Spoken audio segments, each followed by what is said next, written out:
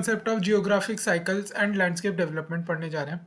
Landscape development या तो sequential changes के थ्रू हो सकती है, जिसे टाइम डेवलपमेंट और साइक्लिक इवोल्यूशन भी कहते हैं, जैसे कि डेविस के मॉडल में, या फिर प्रोसेस जियोमॉर्फोलॉजी भी हो सकती है। Each geomorphologic process own characteristic assemblage, जैसे हम कहते हैं फ्लूवियल लैंडस्केप कहते हैं, ग्लेशियल लैंडस्केप कहते हैं। ये क्या है? प्रोसेस जियोमॉर्फोलॉजी है। फिर डायनेमिक इक्विलिब्रियम भी हो सकता है, जैसे कि एस कम वगैरह ने मॉडल दिए थे। ठीक है, तो इसमें क्या है? Time independent and non cyclic evolution हो रही है। या फिर टेक्टोनिक जियोमॉर्फोलॉजी भी कह सकते हैं, जैसे कि हम फोल्ड्स फॉल्ट ये सब क्या है? टेक्टोनिक्स वाली चीज़ें हैं, या मतलब वॉल्केनिक लैंडफॉर्म्स कहते हैं, ये टेक्टोनिक जियोमॉर्फोलॉजी है। फिर है स्ट्रक्चरल और जियोलॉजिकल जियोमॉर्फोलॉजी। इसमें वही फॉल्ट्स वगैरह आ जाते हैं, जो स्ट्रक्चरल चीज़ें होती हैं ना, तो ये लैंडफॉर्म डेवलपमेंट होती हैं। अब कंक्लूजन जब हम कर रहे हैं ना लैंडफॉर्म डेवलपमेंट के क्वेश्चन का, और मतलब थ्योरीज के क्वेश्चन का, तो उसमें ऐसे कर सकते हैं कि जो सी जी हिगिंस ने बोला था, one reason we lack an acceptable theory of landscape development is that there is as much diversity of opinion about structure process and form as there is diversity among structure process and landform themself. ठीक है, अब जो conceptual vacuum है ना Davisian cyclic model के rejection के बाद, वो not filled yet in spite जो postulation of the non cyclic and open system model. अब टीलियोलॉजिकल थ्योरी सबसे पहले आई थी, जिसका मानना था कैटेस्ट्रोफिज्म में मानना था जिसका। ठीक है, quick and sudden origin and evolution of all animate and inanimate object in very short time. Until later part of 18th century, landforms considered outward and visible manifestation of mind of the Almighty. Outward and visible manifestation of Almighty, mind of Almighty. ये late part of 18th century, मतलब 17, जब 1700s खत्म हो रही थी ना, तब तक ये सोच थी। वैसे तो 18th सेंचुरी में रिटर था, रिटर की भी यही सोच थी। ठीक है, पर 17th सेंचुरी के एंड तक तो यही सोच थी। क्या थी? कैटेस्ट्रोफिज्म में सोच थी। फिर आता है इमिनेंट थ्योरी, कॉजेशन प्रिंसिपल में बिलीव करती थी। इमिनेंट, कुछ उत्पादन हुआ है, कैसे हुआ है? कॉजेशन के थ्रू हुआ है। Scientists begin conceptualizing inherent relationship between erosion, deposition, upliftment, subsidence, landform and processes. तो जो यूनिफॉर्मिटेरिज्म थ्योरी थी ना, जेम्स हटन की, जॉन प्लेफार की, तो ये सब क्या इमिनेंट थ्योरी के पार्ट थी। तो ये डोमिनेंट थी 18th एंड 19th सेंचुरी के दौरान। हम्बोल्ट और रिटर की जो टेरिस्टोरियल यूनिट ही थी, वो based on causal interdependence of all the phenomenas. ठीक है, तो वो कॉजल इंटरडिपेंडेंस के अंडरलाइंग बेस प्रिंसिपल पे बेस्ड थी ना, हम्बल और रिटर की टेरेस्ट्रियल यूनिटी। अब आती है historical theory based on law of evolution and और लॉ ऑफ हिस्टोरिकल सक्सेशन। ठीक है, लॉ ऑफ इवोल्यूशन और law of historical succession. Darwin का कॉन्सेप्ट है ना इवोल्यूशन और चेंज थ्रू टाइम, तो वो इस थ्योरी का बेसिस है, law of evolution and law of historical succession. Description of the landform in evolutionary manner, जैसे कि हम डेन्यूडेशन क्रोनोलॉजी में करते हैं ना, तो description of landform in evolutionary manner. अब अगला है models of cycle of erosion, जैसे डेविस का, या फिर डेन्यूडेशन क्रोनोलॉजी या टेक्टोनिक्स थ्योरी जो डब्ल्यू एम पेंग की है, fall under this. Law of historical succession उस पर बेस्ड थी ना ये सब कुछ। Losing popularity after 1950 because very large temporal and special scales होते थे इन हिस्टोरिकल इसके ना इवोल्यूशन के, हिस्टोरिकल थ्योरीज के। अब जो फंक्शनल थ्योरी थी, वो क्या relationship between landscape and landforms and processes, उस पर बिलीव करने लगी। आफ्टर वर्ल्ड वॉर 2 जो है एक न्यू जियोमॉर्फोलॉजी की अपीयर होती है, जिसे साइंटिफिक जियोमॉर्फोलॉजी या क्वांटिटेटिव जियोमॉर्फोलॉजी भी कहा जाता है, क्योंकि statistic and mathematical methods use होने लगे लैंडफॉर्म एंड प्रोसेसेस में। Most of the landforms example of palimpsest topography, passing problem of relating landform to possessing problem of relating landform to processes. ठीक है, जैसे हम कह देते हैं ना कि लैंडफॉर्म प्रोसेस के थ्रू बना है, पर वो आज की प्रोसेस के थ्रू तो बना नहीं है, इट इज़ पेलिम्पेस्ट टोपोग्राफी। ठीक है, तो लैंडफॉर्म को आज जो प्रोसेस में वहाँ ऑन गोइंग है उससे रिलेट कर पाना इज़ वेरी डिफिकल्ट टास्क, जो फंक्शनल थ्योरी के अंदर अंदर करा जाता है। अब विद आरी हॉटन 1945 में study of relationship between erosional landform and gross hydrological transfer quantitative technique introduce हुई जियोमॉर्फोलॉजी के अंदर। आरी हॉटन के study of erosional landform and Jio hydrological transfer. अब जो फर्दर स्ट्रेंथन होती है ये ए एन स्टॉलर, आरी हॉटन ए एन स्टॉलर, आरी Horton A N स्टॉलर। A N स्टॉलर की 50 52 58 की जो डायनेमिक इक्विलिब्रियम थ्योरी थी ना, उसके बाद ये और भी स्ट्रेंथन होती है।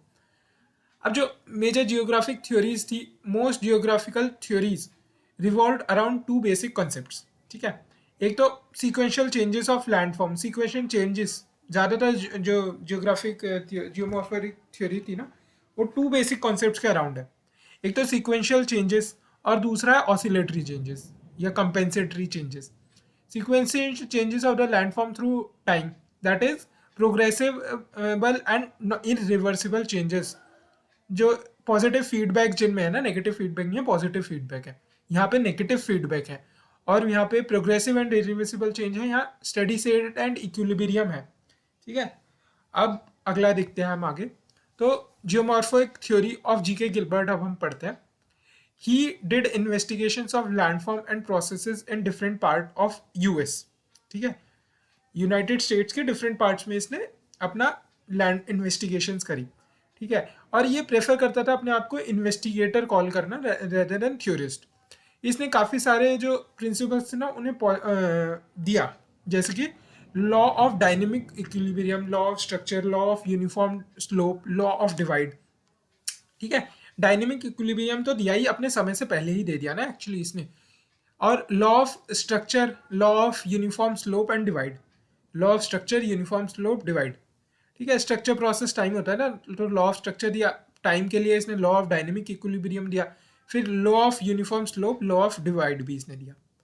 अब प्रोपाउंडेड कॉन्सेप्ट्स जैसे कि स्टेडी स्टेट का कॉन्सेप्ट है, ग्रेडेड कर्व का प्रोजेक्ट है, profile of equilibrium, graded profile ही होती है वो, तो ग्रेडेड कर्व का, प्रोफाइल ऑफ इक्विलिब्रियम का, स्टेडी स्टेट का, ये इसने प्रोपाउंड करे कॉन्सेप्ट को। एसपीजी कह रहे हैं ना, तो steady state, profile of equilibrium and graded curve in beginning of the 20th century, which became base of quantitative geomorphology, जो 1950s में जाके फंक्शनल थ्योरीज के अंदर यूज हो रही है ना, वो इसने स्टार्टिंग ऑफ 1900s में ही दे दी थी। अब identification of and quantification of identification and quantification of frictional rhythm, जैसे प्रोसेसेस कहते हैं, फ्रिक्शनल रिदम्स है ना, वो आइडेंटिफाई कर पाना और उन्हें क्वांटिफाई कर पाना फ्रिक्शनल रिदम को, and determination of their dynamic competition is the major geographic problem. Identify करना, देन उन्हें क्वांटिफाई करना फ्रिक्शनल रिदम को, और उनको देयर डायनेमिक कॉम्पिटिशन को डिटरमिन कर पाना, तो ये है geomorphic problem. He advocated time-independent model of landform development involving dynamic equilibrium and steady state.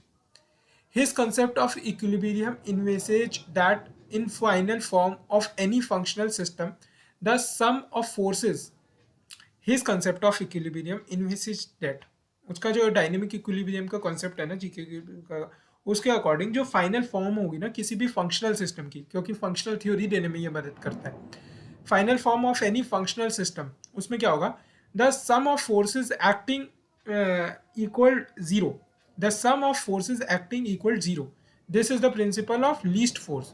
ठीक है, तो principle of least force, dynamic equilibrium, time independent model of landform development, steady state. तो इसमें इन्होंने प्रिंसिपल ऑफ लीस्ट फोर्स के लिए कुछ कुछ एग्जांपल दिए, जैसे कि लोकोलिथ forms grow as long as driving force of rising magma is not countered by resisting superincumbent load. Driving force, that is the velocity of the river and resistance from the bedload lithology, so long equal Helvig attains a profile of equilibrium and such rivers in a graded river कहते हैं। ठीक है, तो velocity of the river and resistance from bedlow lithology so long equal, Thalberg attains a profile of equilibrium. जब तक ये दोनों equal है ना, वेलोसिटी ऑफ रिवर और रेजिस्टेंस फ्रॉम बेडलो, ड्राइविंग फोर्स और resistance so long equal, Thalberg attains a profile of equilibrium. Driving force, resistance so long equal, Thalberg attains a profile of equilibrium. तो इन्होंने ऐसे बोला था, landscape is the result of two competing tendency, that is tendency toward variability and tendency toward uniformity. तो tendency landscape, it is the result of two competing tendencies, that is tendencies toward variability and tendency toward uniformity. Tendency toward variability क्या है, driving force जब exceed कर रही हो ना resisting forces को तब, और टेंडेंसी टूवर्ड यूनिफॉर्मिटी का व्हेन बोथ जो ड्राइविंग एंड रेजिस्टिंग फोर्स है वो दोनों इक्वल. अब geomorphic theory of W M. Davis देख लेते हैं.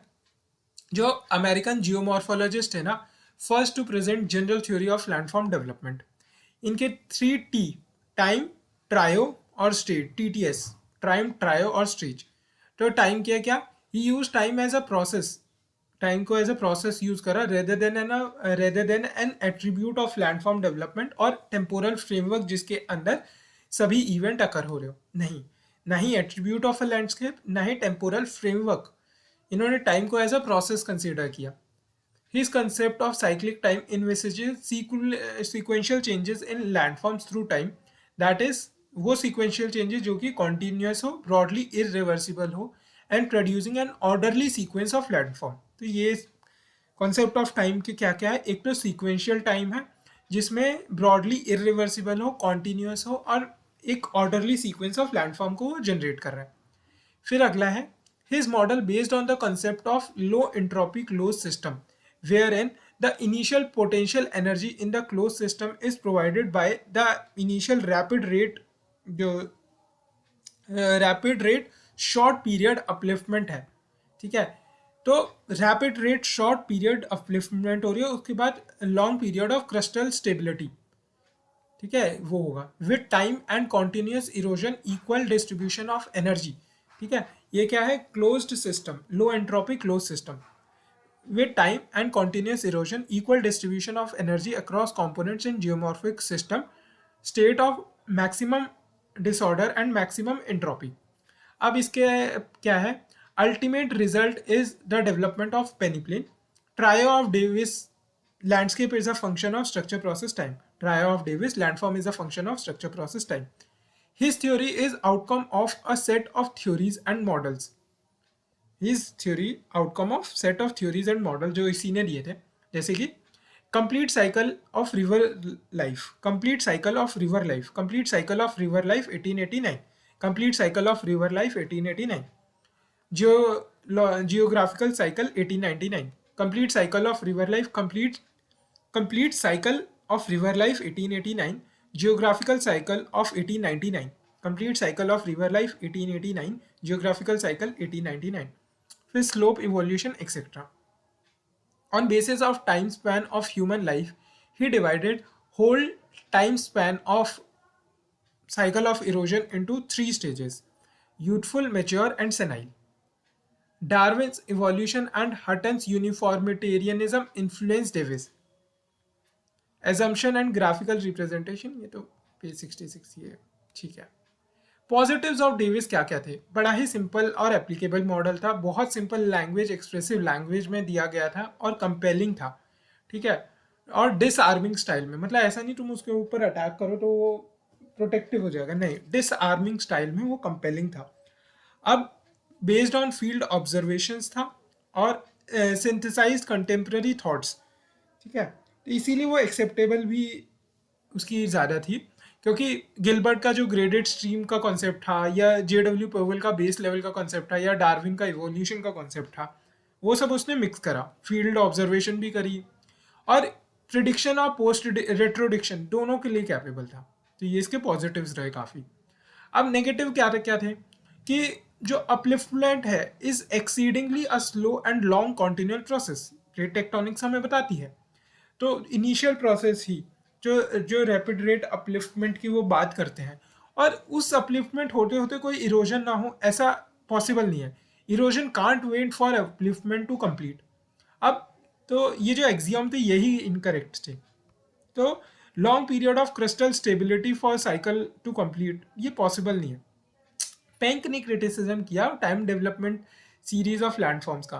फिर आगे जो डायनेमिक इक्विलिब्रियम के जो प्रोपोनेंट्स थे जैसे A N Strahler, J T Hack, R J Chorley, उन्होंने भी रिजेक्ट किया कॉन्सेप्ट ऑफ हिस्टोरिकल इवोल्यूशन को. A N Strahler, J T Hack, R J Chorley, A N J T R J, A N J A N J T R J, A N Strahler, J T Hack, A N Strahler, J T Hack, R J Chorley. अब जो explain किया concept of grade with respect to ability to work and work that needs to be done. Erosion and deposition, work needs to be done क्या है, transportation. Hence energy spent in two ways. तो एक तो transportation में, एक दूसरा value deepening में. सच division is not justified. अगर कोई ट्रांसपोर्टेशन मान लो हो ही नहीं रहा, ठीक है, कुछ ट्रांसपोर्टेशन नहीं हो रहा, तो क्या वैली डीपनिंग इफेक्टिवली हो पाएगी? नहीं हो पाएगी. और मान लो वैली डीपनिंग ही नहीं हो रही, सारा काम ट्रांसपोर्टेशन के लिए यूज हो रहा है, तो वो भी कैसे चलेगा? Erosion depend on sediment mobility. Absence of sediment, no effective erosion. If whole energy spend on transportation, total absence of erosion possible ही नहीं है. कुछ तो वो इरोजन करेगा ही. एब्रेशन, एट्रीशन, हाइड्रोलिक, वो सब तो करेगा ही erosion. Almost ignored structure and in process, almost exclusive focus on structure को तो इग्नोर ही कर दिया, और प्रोसेस में भी केवल फ्लूवियल प्रोसेस पे पूरा ध्यान था. अब जैसे यूथफुल स्टेज में क्या है, जो यूथ स्टेज है उसमें जो थैल्विक है वो डीप है, क्योंकि वैली इंसिजन पावर बहुत ज़्यादा है, और डीप है, इरेगुलर भी है, ठीक है, क्योंकि रैपिड्स, कैनियंस, वाटरफॉल्स बहुत ज़्यादा है, और कॉन्वेक्स शेप का भी है, ठीक है. और जो लेटरल उसका क्रॉस सेक्शन है वो भी कॉन्वेक्स शेप का है, वी शेप का है, कॉन्वेक्स शेप है उसमें, और जो स्टीप भी है, ठीक है. और ये रैपिड कैनियन वाटरफॉल हम देख चुके हैं. रिवर कैप्चर भी हो रही है, जैसे इरावडी रिवर कैप्चर करती है ना अपने हायर जो उसकी रिवर्स है, तो गॉर्ज भी हैं. और ठीक है, और जैसे ग्रैंड कैनियन है, तो वो यहाँ कैनियंस का एग्जांपल है. अब बहुत सारी वाटरफॉल्स हैं, जैसे विक्टोरिया वाटरफॉल है, धुआंधार वाटरफॉल्स हैं, तो वाटरफॉल्स हैं. अब no summit erosion, absolute relief constant. Summit erosion हो नहीं रही, तो एब्सोल्यूट रिलीफ तो बरकरार है, ठीक है. और पर जो वो है रिलेटिव रिलीफ है वो बढ़ता जा रहा है. अब जो मिच्योर स्टेज है उसके अंदर एब्सोल्यूट रिलीफ, क्योंकि समिट इरोजन होनी शुरू हो गई है, तो एब्सोल्यूट रिलीफ भी घटना शुरू होगा. अब जो रिलेटिव रिलीफ है, अर्लियर पीरियड में वो, क्योंकि शुरू से यूथ स्टेज में वो क्या रिलीफ बढ़ रहा है, तो अर्लियर स्टेज में मैच्योर में भी वो बढ़ रहा है, रिलीफ बढ़ रहा है, रिलेटिव रिलीफ. फिर रिलेटिव रिलीफ क्या कुछ टाइम के लिए कांस्टेंट होता है, और लेटर स्टेज में रिलेटिव रिलीफ फिर घटना शुरू हो जाता है. अब जो इसकी जो थैलवेग है ना, स्मूथ थैलवेग हो गई. अब मिएंडरिंग स्टार्ट हो चुकी है स्टेज पे, और जो straight lateral and longitudinal cross section है. अब सिनाइल स्टेज के अंदर ना रैपिड जो डिक्रीज होने लगा एब्सोल्यूट और रिलेटिव रिलीफ दोनों का, और कॉन्केव शेप हो गई, concave lateral and longitudinal cross section हो गया. Convexo concave landscape known has peneplain monadnock, ठीक है. अब later Davis accepted other agents of erosion but called them as climatic accidents, and base level change होने को उसने कह दिया था इंटरप्शन इन नॉर्मल साइकिल. अब जियोग्राफिक मॉडल ऑफ पेंक के बारे में हम देखते हैं. जो जर्मन जियोलॉजिस्ट है ना, जियोमॉर्फोलॉजिस्ट वॉल्टर पेंक, उनका geomorphic form are an expression of phase and rate of upliftment in relation to the rate of degradation and not a stage. वो जियोमॉर्फिक फॉर्म को are an expression of phase and not stage, ठीक है, इन a progressive sequence जो कहते हैं ना, not a stage in a progressive sequence. Upliftment of primarrumpf, जो initial upliftment होती है ना, upliftment of primarrumpf initial featureless broad land, ये प्रीमा रम्फ को याद रखना है. With regional doming, updoming and landform development passes through 3 phases: aufsteigende, aufsteigende, gleichformige, absteigende, gleich, GLEICH, glitch formic morphi glitch morphage, morphage नहीं form, glitch formage, glitch formage, और abstigendi, Ofstigendi, glitch formage, Ofstigendi, glitch formage, glitch formage, abstigendi, Ofstigendi entwicklung. तो इसमें क्या है, ये phase of waxing या accelerating rate of landform development है। Initially land rises slowly but after some time, initially land धीरे धीरे slowly slowly उठ रहा है, but rate of upliftment is accelerating. और consequent increase in channel gradient, क्योंकि upliftment is accelerating है, तो एक्सेलरेटेड वैली इंसिजन भी हो रहा है, बट रेट ऑफ अपलिफ्टमेंट जो है ना far exceed rate of valley deepening. तो इस केस में जो एब्सोल्यूट रिलीफ और रिलेटिव रिलीफ है दोनों बढ़ते जा रहे हैं। ठीक है, वहाँ पे जो इसमें क्या था कि एब्सोल्यूट रिलीफ कांस्टेंट था, रिलेटिव रिलीफ बढ़ता जा रहा था। इसमें एब्सोल्यूट रिलीफ और रिलेटिव रिलीफ दोनों बढ़ते जा रहे हैं, क्योंकि जो अपलिफ्टमेंट होता है ना इज एक्सेलरेटिंग, एंड जो consequent increase in channel gradient consequently बढ़ता जा रहा है, accelerated valley incision, but rate of upliftment far exceed rate of valley deepening. ठीक है, तो नैरो वी शेप्ड वैली है, और accelerating upliftment rate, further deepening and sharpening. Narrow V shaped valley, further deepening and sharpening, इससे convex valley sides बन गए हैं। तो अगर ऐसा पहाड़ है ना, ये ऐसा पहाड़, तो इसमें ये वाली हाइट रिलेटिव रिलीफ, और ये एब्सोल्यूट रिलीफ, और ये वाला, ये तीनों ही ऑल थ्री इंक्रीज। ठीक है, एब्सोल्यूट रिलीफ, रिलेटिव रिलीफ, और ये जो वैली का फ्लोर है इसका एब्सोल्यूट रिलीफ, ये तीनों ही बढ़ते जा रहे हैं। ठीक है, पैरेलल कॉन्वेक्स वैली साइड, इसकी parallel retreat with passage of time. ठीक है, तो radius of convexity of slope decreases, radius of convexity, convex होने का जो रेडियस था ना वो धीरे धीरे कम होने लगा है। तो कम होने लगा है मतलब स्ट्रेट लाइन की तरफ वो जाने लगा है। Radius of convexity of slope is started decreasing. अब तो इससे जो प्रीमा रम्फ था with time and more accelerated, prima rump with time and more accelerated uplift and plus degradation is surrounded by a series of benches.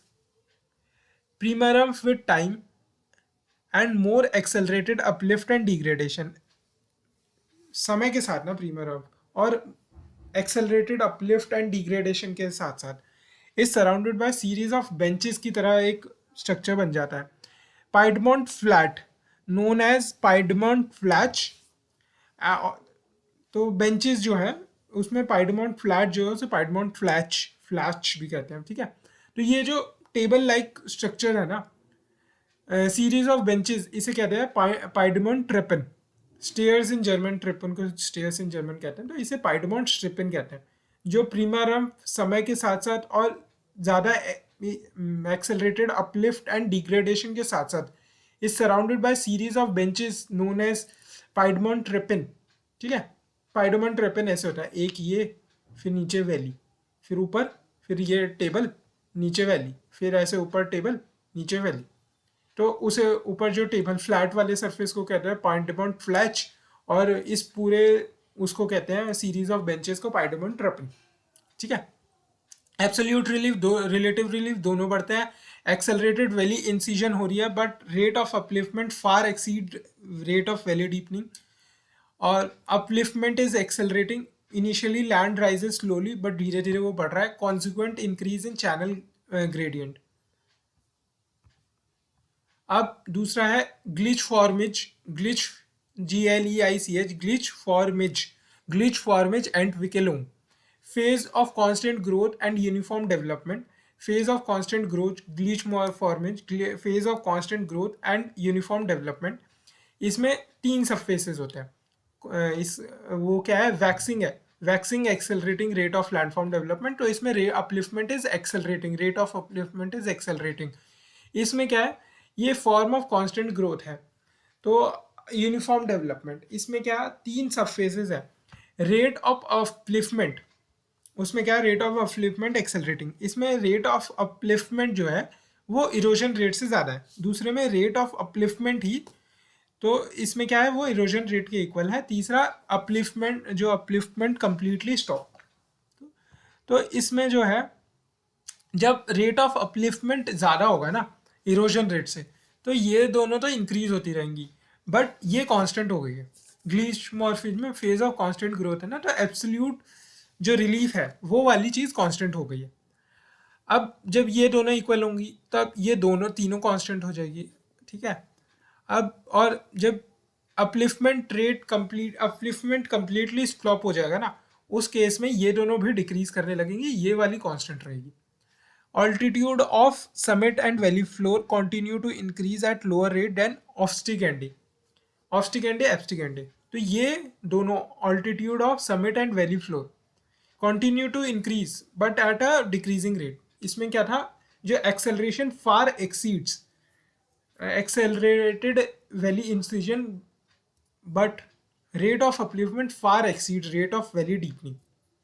तो इसीलिए जो अपना ये वाला है ना, और ऑल्टीट्यूड ऑफ बोथ ये वैली फ्लोर और ये जो टॉप है, दोनों का ही ऑल्टीट्यूड इंक्रीज करता जा रहा था। अब हम देखते हैं एब्स्टिगेंडे।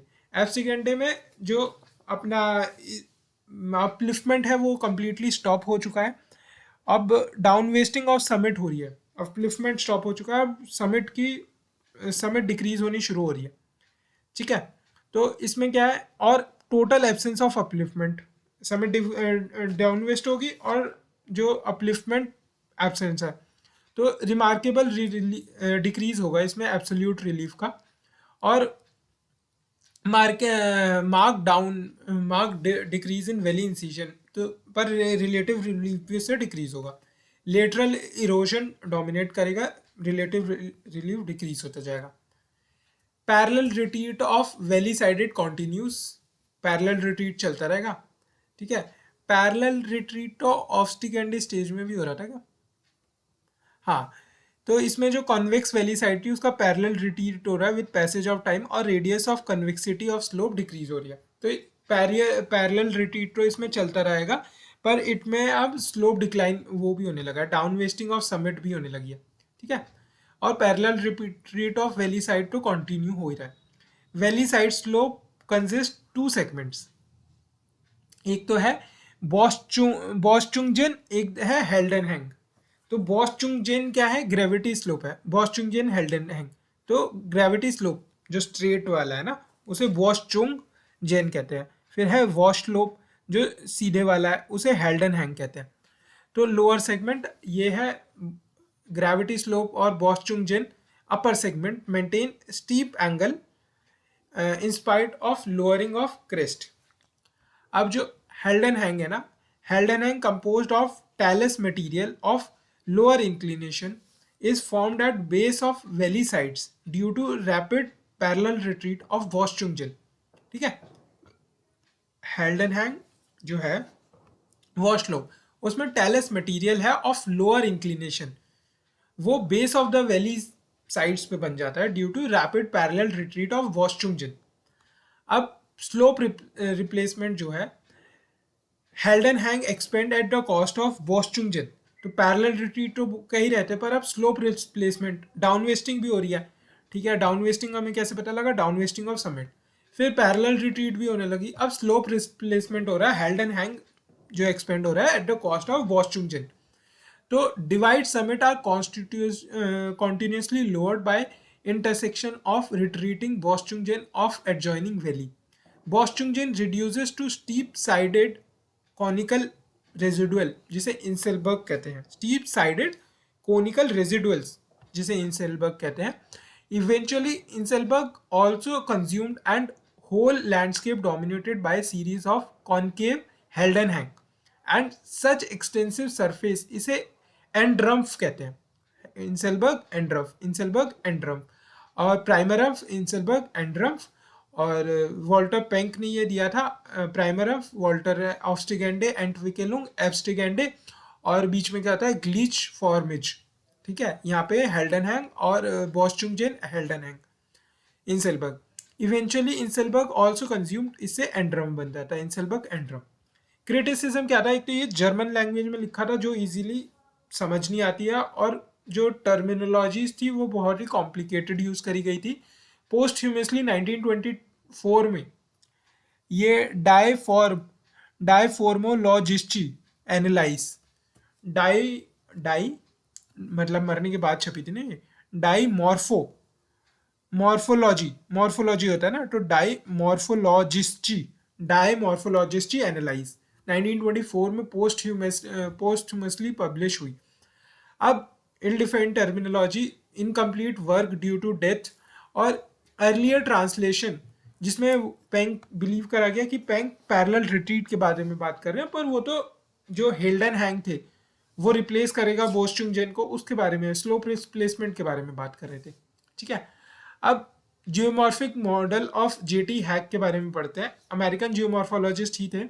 अब जो इनका जियोमॉर्फिक सिस्टम था ना, वो एक ओपन सिस्टम था, and so long as energy remains constant in it, landscape remain in condition of steady state, though there is lowering in the landscape by denudational process.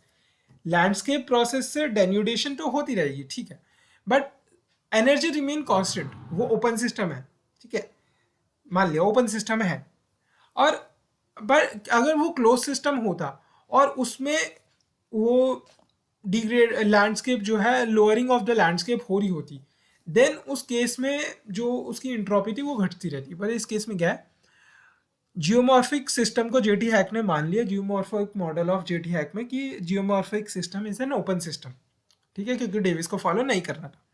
And so but उसका कहना था, so long as energy remains constant in it, landscape remain in condition of steady state, ठीक है, जब तक वो energy lose नहीं करता और एनर्जी उसकी कांस्टेंट रहती है, ठीक है।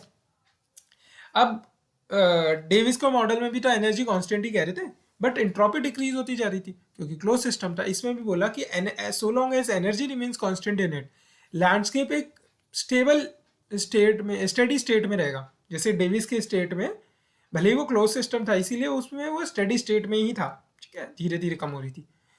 And though there is lowering in the landscape by denudational process, ठीक है। तो geomorphic system is an open system, and so long as energy remains constant in it, landscape remains in a condition of steady state, and though there is lowering in landscape by denudation process। Advocate थे dynamic equilibrium theory का landscape development में। उनका मानना ऐसा था कि जो multi level landscape है ना, polycyclic relief, not due to multiple erosion cycle as explained by the Davis, बिल्कुल नहीं, albeit these explained on the basis of dynamic equilibrium theory, ठीक है। तो पॉलिक साइक्लिक लैंड रिलीफ आपको याद आना चाहिए एकदम। He also invoked a model of lithological adjustment to landform, as he stated, topographic forms and processes are closely related to differences in rocks and processes operating on them। तो उन्होंने बोला था कि ये इंपॉर्टेंट है, shape of the landform reflect the balance between the resistance of underlying material to erosion and the erosive forces of energy of active processes, ठीक है। तो रेजिस्टेंस ऑफ अंडरलाइंग मटेरियल और इरोजिव फोर्सेस जो हैं उनका बैलेंस लैंडफॉर्म रिफ्लेक्ट करता है। ये किसने बोला था, जेटी हैक को हम पढ़ रहे हैं। तो जेटी ने पॉलीसाइक्लिक लैंडफॉर्म के बारे में बात करी, लिथोलॉजिकल एडजस्टमेंट की बात करी, बैलेंस की बात करी। अब जो advocate of dynamic equilibrium include jetty hack, maintain peneplain not result of cyclic completion but they have been formed differently, an area of rock with reasonably uniform resistance with uniform stream spacing and maximum slope angle उनका same है, ठीक है। Any area of rocks, ठीक है, any area of rock जिसकी reasonable uniform resistance है और stream spacing uniform है और मैक्सिमम स्लोप एंगल सेम है। It is expected that the summit and divide crest will all reach the same height, ठीक है। Hack propose such ridge and rewind topography as normal expression of condition of dynamic equilibrium. सब same height पे पहुंचेंगे, तो और ये normal expression है of condition of dynamic equilibrium का। तो और आगे उन्होंने बोला if diastrophic movement is gradual and is balanced by denudation processes, then landscape while changing its form remains in equilibrium, whereas if rapid rate diastrophic movement हो रही है, ठीक है, then relict landform are preserved until new equilibrium isn't attained। ठीक है, तो अगर diastrophic movement हो रही है, इस ग्रेजुअल अगर है, then and is balance by denudational processes at every time. Diastrophic movement जो है ग्रेजुअल है and is balance by denudational processes, then जो लैंडस्केप है ना, while changing its form remains in equilibrium. whereas if rapid rate of diastrophic movement है, then relict landscape are preserved until new equilibrium isn't achieved। Historical succession की भी वो बात करते हैं, ऐसे नहीं वो डायनेमिक इक्विलिब्रियम की ही बात कर रहे हैं। उनका कहना था दो उन्होंने timeless development of landscape non evolutionary model को सपोर्ट किया, but he had opinion that the evolution is also a fact of nature and that the inheritance of the form is always a possibility। तो वो palimpsest topography को accept करते थे। Landform do experience changes with changing equilibrium, but these changes not like Daviesian evolutionary changes। अब इनका evaluation करें, इनकी जो जियोग्राफिक मॉडल जियोमॉर्फिक मॉडल है, तो हैक का कॉन्सेप्ट जो hacks concept that most of the landscape are in uneasy dynamic equilibrium between available energy of work and work being done cannot be validated, because if there is gradual and continuous lowering in gradual elevation जिससे decline in available energy, then no landscape of open system may remains in steady state। क्योंकि steady state में वो कहा ही रहा ना, अगर gradual and continuous lowering हो ही रही है रीजनल लैंडस्केप की, तो ओपन सिस्टम के अंदर वो स्टेडी स्टेट में कैसे रह सकता है? अगर हो रही है तो उससे डिक्लाइन इन अवेलेबल एनर्जी तो हो ही रहा है, तो वो स्टेबल स्टेट में कहाँ, स्टेडी स्टेट में कहाँ रह रहा है? और ओपन सिस्टम है, वो एनर्जी लूज कर रहा है, स्टेडी स्टेट में तो नहीं है। Hack concept landscape adjusted to changing environment doubtful, as very little landscape adjusted to new environmental condition instantaneously। तो goal of Hack's theory to explain landscape of any region on basis of present processes operating therein and to demonstrate lithological adjustment to landform isn't always possible। भाई वो क्या पता present process से related नहीं कर रहा हूँ कि एक जगह बहुत बारिशें हो रही है बट वहाँ रेवाइंस एंड गलीज अभी नहीं बनी है, तो हाउ वुड यू रिलेट ना प्रेजेंट प्रोसेसेस से। फिर अगला है एपिसोडिक, तो ये तो हमने देख लिया ना, इसमें वो मल्टी लैंडस्केप पॉलीसाइक्लिक रिलीफ की बात करते हैं कि ज़रूरी नहीं, वो डायनेमिक इक्विलिब्रियम से भी बताया जा सकता है। फिर वो बात करते हैं कि बैलेंस की बात करते हैं, रेजिस्टेंस ऑफ अंडरलाइंग मटेरियल और इरोसिव एनर्जी ऑफ प्रोसेस। फिर वो पैलिम प्लेन्स की बात करते हैं कि वो ज़रूरी नहीं कि वो एंड ऑफ द साइकिल का ही रिजल्टेंट हो। फिर वो बात करते हैं normal expression of condition of dynamic equilibrium की बात करते हैं। फिर वो डायस्ट्रिफिक मूवमेंट जो ग्रेजुअल हो रही है and balance by the denudational four processes, दूसरी है रैपिड रेट डायस्ट्रिफिक मूवमेंट, उनको कंपेयर करता है। फिर वो बताता है कि वो एक्सेप्ट करता है कि historical succession is always a possibility. फिर उसकी इवेल्युएशंस कुछ कुछ होती है, ठीक है। अब episodic erosion model of S A Schumm, उसमें क्या है कि मॉडिफाइड वर्जन है ये जो डेविस का जियोग्राफिक साइकिल जियोमॉर्फिक साइकिल था ना उसका। तो कॉम्प्लेक्सिटी ऑफ द लैंडस्केप, इसने दो जियोमॉर्फिक स्लैश इवोल्यूशनरी कॉन्सेप्ट की मदद से समझाने की कोशिश करी। इसमें concept of geomorphic threshold use होता है एंड दूसरा है कंसेप्ट ऑफ कॉम्प्लेक्स रिस्पॉन्स। तो जियोमॉर्फिक थ्रेशोल्ड क्या है? Changes may occur in fluvial system but these not occasioned by external factors but are affected by inherent geographic control changes changes ऐसे fluvial system में ऐसे changes हो सकते हैं जो कि not occasioned by external factors but are affected by inherent geographical control. अब deposition of eroded sediment exceed threshold slope, इससे क्या होगा कि चैनल वेलोसिटी इंक्रीज हो गई। ये not because of the fluvial, not because of occasion by external factors, this is occasion by affected by inherent geographic control. इससे erosion of deposited sediments बढ़ गई। अब अगला है concept of complex response. When fluvial system rejuvenated, no response. When fluvial system rejuvenated, response not only renewed accelerated rate of valley deepening, but attainment of new equilibrium. ठीक है, complex response क्या होगा? केवल वैली डीपनिंग रिजुविनेट हो गई, rejuvenation के साथ साथ वैली डीपनिंग हो गई, रिन्यूड एक्सेलरेटेड रेट, ऐसा नहीं है, but attainment of new equilibrium, down cutting जिसमें हो रही है, एग्रेडेशन हो रही है, रिन्यूड इरोजन हो रही है। फिर अगला है repetition of period of erosion and stability, the response of which is that resultant landscape become very complex. If any event occur in any segment of a river, there is no instantaneous impact of such event on entire channel length. ठीक है, अब ये बना सकते हैं हम diagram, altitude of valley floor and divide. ये valley floor है, ये डिवाइड है, altitude of valley floor and divide. इसमें अब हम एक्सटर्नल कंट्रोल्स से चेंजेस, इंटरनल वेरिएबल से चेंजेस और एपिसोडिक इरोजन मेटास्टेबल एक्विलिब्रियम के बारे में हम पढ़ेंगे। तो divide elevation valley floor, divide elevation valley floor elevation. ठीक है, अब इसमें क्या है, V F valley floor 1 valley floor 2 ऐसे बात चल रही है। तो इसमें क्या है, देखो, erosion not progressively as frequented by disturbances caused by isostatic adjustment. Erosion not progressively as the erosion progressively नहीं हो रहा but as frequented by disturbances caused by isostatic adjustment.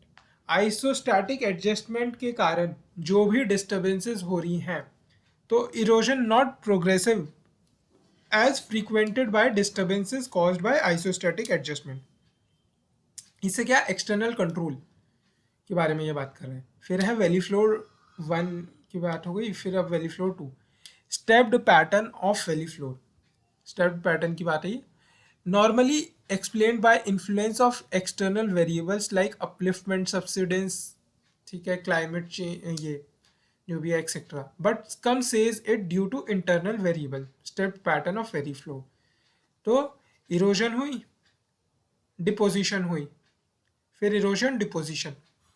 अब valley floor become step like due to period of instability और episodic erosion, period of stability और dynamic metastable equilibrium.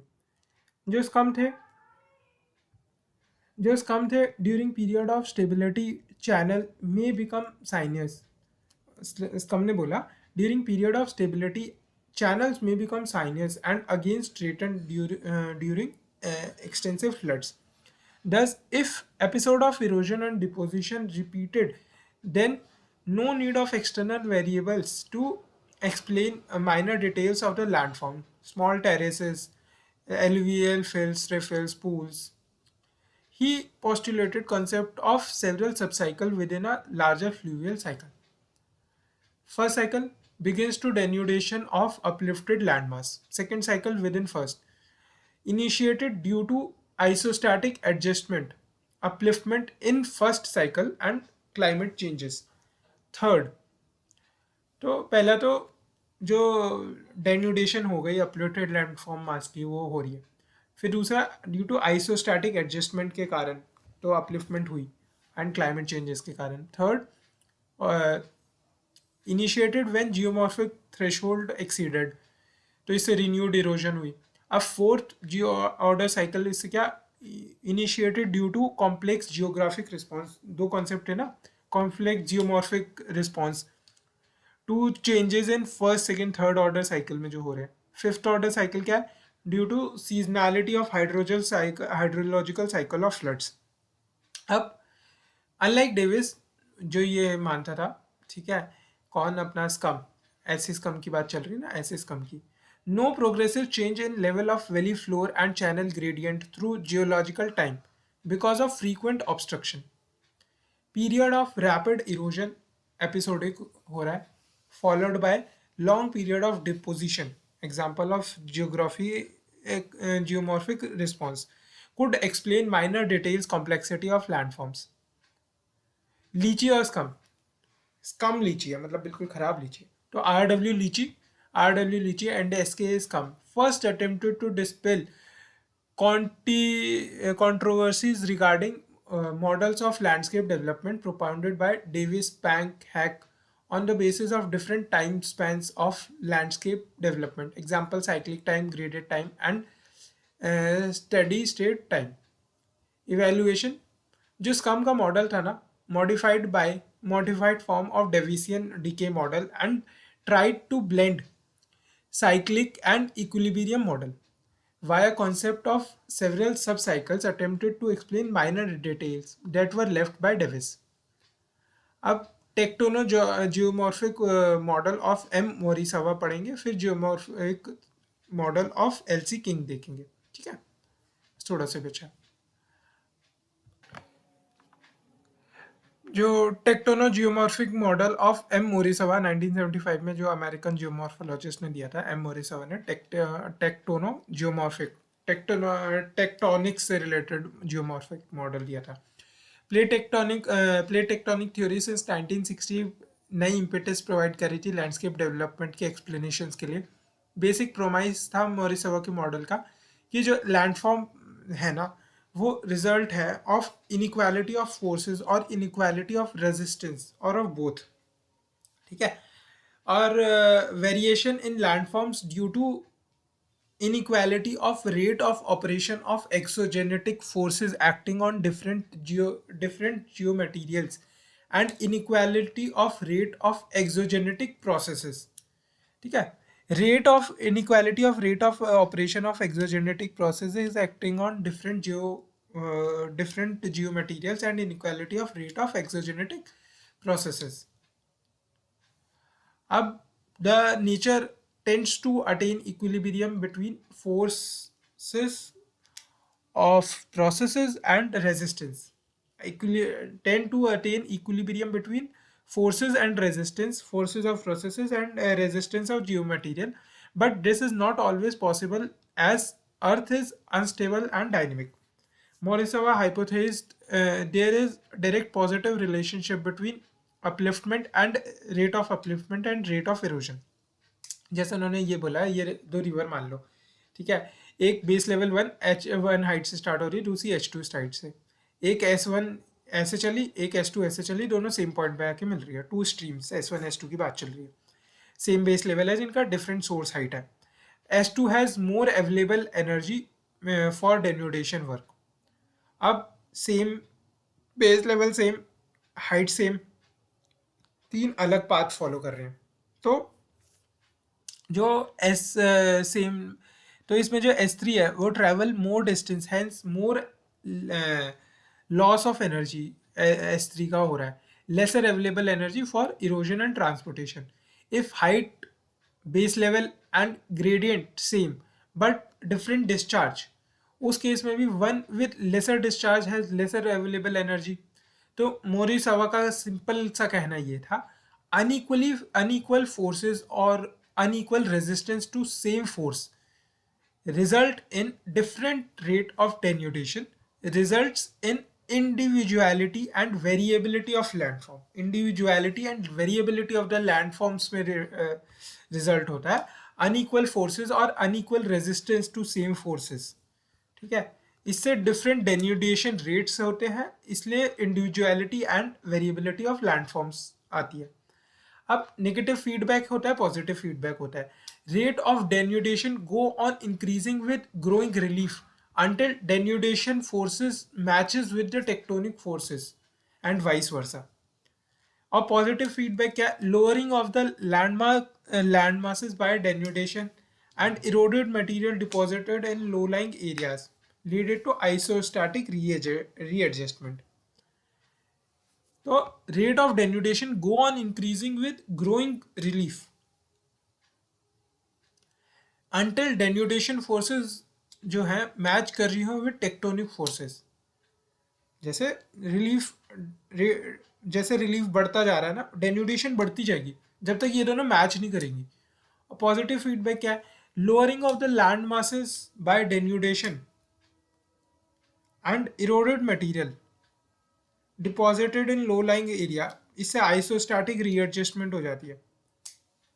तो evaluation flexible model accommodate कर रहा है जो evolutionary changes को भी. ठीक है, जैसे कि हमने देखा ही कि nature tends to attain equilibrium between force and resistance, but this is not always possible as earth is unstable and dynamic. तो इसने evidences of based on evidences of plate tectonic, based on empirical evidence of geologist, empirical evidences पे based है, और dynamic equilibrium और evolutionary changes दोनों के concept को इसने मिलाने की कोशिश करी है. अब geomorphic model of LC king के बारे में हम पढ़ते हैं. Geomorphic theory system of LC king comprises of set of cyclic models such as landscape cycle, epigene cycle, pedimentation cycle, hill slope cycle, etc. essentially based on the landscape of arid, semi-arid, savanna regions of South Africa. King proposed pedimentation cycle in 1948 to account for a unique landscape having remarkable surface of plenation surmounted by isolated hills, Inselbergs, and piles of the rock boulders, castle copies, that are as such as obvious features of arid, semi-arid and savanna part of the Africa. ठीक है, twin process की यहाँ पे बात होती है पेडिप्लेनेशन cycle में. एक तो स्कार्प रिट्रीट, दूसरा pedimentation. Begin with the rapid rate upliftment followed by long crustal stability, जैसे डेविस में थी. यंग स्टेट के अंदर rapid rate of active downcutting by river consequent upon upliftment. Gorges canyon बनती है with time, जो active downcutting थी वो slow हो जाती है, and valley side slopes characterized by constant slope angles. Small pediment that appear valley bottoms extend as interfluve consumed by scarp retreat से. By late youth ना, जो इंटरफ्लूवे है वो converted to steep sided hills, inselberg जिन्हें कहते हैं, and rounded इंसलबर्ग्स को बॉर्नहार्ड्स HARDTS बॉर्नहार्ड्स या कैसल कोपीज कहने लगते हैं. Inselbergs, castle kopjes, bornhardts. ठीक है, तो मैच्योर स्टेज में क्या होता है? Absence of valley deepening and beginning of lateral erosion शुरू हो जाता है. बैकवर्ड रिट्रीट हो रहा है वैली साइड स्लोप का. No significant changes in angle of the valley side slope. Backward retreat हो रहा है पर एंगल्स में चेंजेस नहीं हो रहा है. ठीक है, हम पेडिमेंटेशन और बैकवर्ड रिट्रीट और पेडिमेंटेशन कहते हैं ना. तो बैकवर्ड रिट्रीट हो रहा है बट वैली साइड वो नहीं हो रहा, अपना क्या कहते हैं, स्लोप रिप्लेसमेंट नहीं हो रही, बैकवर्ड रिट्रीट हो रहा है. Extensive pediments of angle from 5 to 10 degrees ये बनने लग जाते हैं. Many inselbergs so greatly weathered that they are converted to castle koppies. अब ग्रेजुअली मैनी जो inselbergs and castle koppies finally disappear while there is continuous extension of the pediments. Old stage में क्या होता है? मोस्ट इंसेलबर्ग डिसअपियर हो जाते हैं. Whole landscape dominated by low angled pediments. The multi concave surface pediplane is ultimately form. अब evaluation इसका क्या है? Largely similar to Davis but Davisian peneplain due to down wasting, and King का जो pediplane है due to coalescence of the pediments, pedimentation जिसे कहते हैं ना, ड्यू टू पैरेलल रिट्रीट जो पेडिमेंट्स बन रहे हैं उनका कोलेसेंस से ये बना है अपना इंसेलबर्ग, कैसल कोपीज, और ये जो पेडिप्लेन इसका बना है. ठीक है, अब जो डेविस का पेनीप्लेन है, not further growth once formed until re-uplifted. जो किंग का पेडिप्लेन है once formed grow headwards जैसे किंग का पेडिप्लेन एक बार बन गया तो फिर वो ग्रो हेडवर्ड्स ग्रो करेगा। New scarp initiated at far end new scarp कहीं बनेगा initiated at far end of previously formed pediplane which is progressively consumed by retreat of new scarp, and then second pediplane is formed, while former pediplane experiences decrease in extent। समझा आया? जो Kings pediplane है ना once form grow headward grow करता है, pediplane बन जाता है देन हेडवर्ड ग्रो करेगा। New scarp initiated at far end of previously formed pediplane, जो प्रोग्रेसिवली कंज्यूम हो रहा है ना by retreat of the new scarp initiated at far end of previously formed pediplane, जो प्रीवियसली फॉर्म्ड पेडिप्लेन है वो progressively consumed by retreat of new scarp and this second pediplane is formed while farmer पेडिप्लेन का जो extent में वो decrease होता जाता है। किंग कंसेप्ट ऑफ क्लाइमेट यूनिफॉर्मिटीजम, वो प्रोसेस जियोमॉर्फोलॉजिस्ट उसे अपोज करते हैं। क्लाइमेट यूनिफॉर्मिटीजम मतलब एक तरीके का लैंडस्केप हर क्लाइमेट में मिल सकता है तो उसे अपोज करा जाता है। ठीक है।